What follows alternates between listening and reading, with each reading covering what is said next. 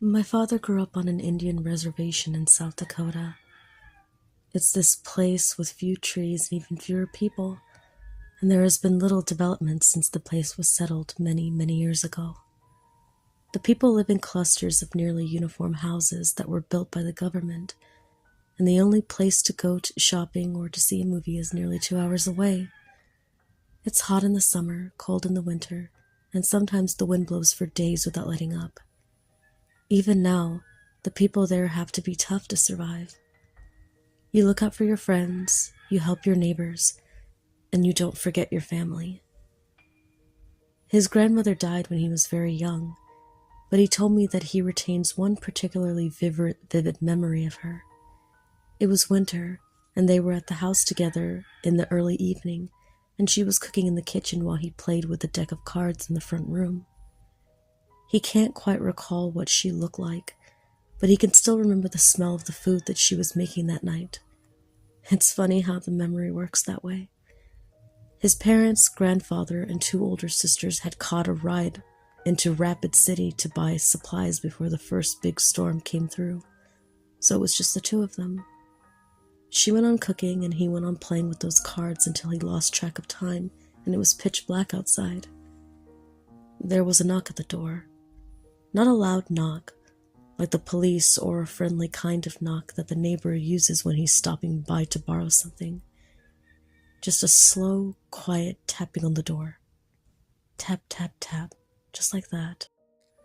Naturally, he figured that his family had made it back from the city, so he went right over to let them in. Before he had a chance to reach the door, his frail elderly grandmother grabbed him by the arm and pulled him away, like a rag doll. "Never answer the door at night," she told him, covering his mouth so he couldn't say anything. He could feel her arm trembling. There was no knocking, but my father couldn't shake the sense that there was someone familiar standing on the other side of that door, waiting to be let inside. When she finally let go of him, he asked her why she stopped him. "Sometimes the dead try to come home," she said. There were tears in her eyes. His family didn't return that night, and there was no phone service so that they couldn't call them. When they made it back the following day, he learned that his grandfather had died from a heart attack during the trip. My father never said anything about the knocking, and neither did his grandmother. It was like it had never happened. His grandmother wasn't the same after that, and followed her husband to the grave just a few months later. My father was 6 years old. It was much later when my father found himself alone at night during a particularly bad winter storm.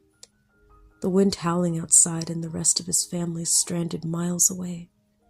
They had gone to the city that morning and wouldn't be able to come back until the storm let up and the roads were cleared. Eventually the electricity went out and the only light came from a stove they used for heating. The worst part of the storm lasted a few hours, but finally it got quiet outside as the wind slowed and the windows stopped rattling. Then the knock came again, that same tapping at the door from years before, like fingers just barely brushing against it. My father couldn't bring himself to look out the window to see if anyone was standing outside, but for some reason, he found himself drawn to the door, like he had to open it. It was only when he felt the cold from beneath the door on his bare feet that he stopped. He called outside, asking who was there. "It's me," came the voice on the other side. "Let me inside, it's cold." He recognized the voice, since it belonged to his eldest sister. He had his hand on the doorknob when his grandmother's words came back to him, and the feel of her hand gripping his arm. Never answer the door at night. There were many things he could have asked his sister at that moment. He could have asked where his parents were, or why he hadn't heard the car pull up when they were dropped off. He could have even asked why she needed to knock at all. They didn't lock their doors. He didn't ask her any of those things. Instead, he told her to go around to the back and he would let her inside. Before he could say anything else, or even think of anything else, he heard the knocking start at the back door, like she had been there the entire time. Tap, tap, tap. He didn't open the door. He spent the rest of the night curled up on the floor. His family had tried to return home earlier that evening and got into a car accident in the snow. His father had broken his leg in 2 places. His eldest sister had died, mangled in the wreck. He didn't tell anyone what happened, but he knew in his heart that sometimes the dead do try to come home. My father was not afraid of what might have happened that night. When he told me the story, he was sorrowful. He always regretted that he lost his opportunity to see his sister one last time. I know that's why he went home by himself and waited when my mother died. You don't forget your family. I know he heard that knocking on the door. Tap, tap, tap. Like he remembered from his youth.